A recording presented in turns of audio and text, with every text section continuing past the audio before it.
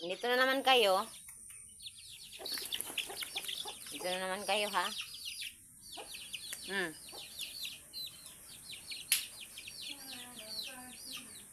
Gusto niyang agawin yung aking sinugba, guys. Ayan. Yun lang ang ulam namin ngayon. Tamban. Half kilo. Ayan. May ano pa. Kita nyo yun. Ayan. Yun ang ulam namin. Gusto nilang agawin. Gusto nilang kainin din. Mga pasneya to. Gustong kainin ang aking tamban.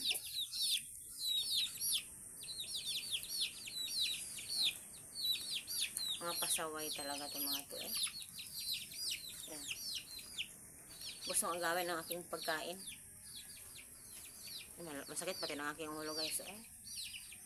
Ang bigat ng ulo ko. Ayan, mga pasaway. Ito yan, mga pasaway yan. Nagkukuto pa.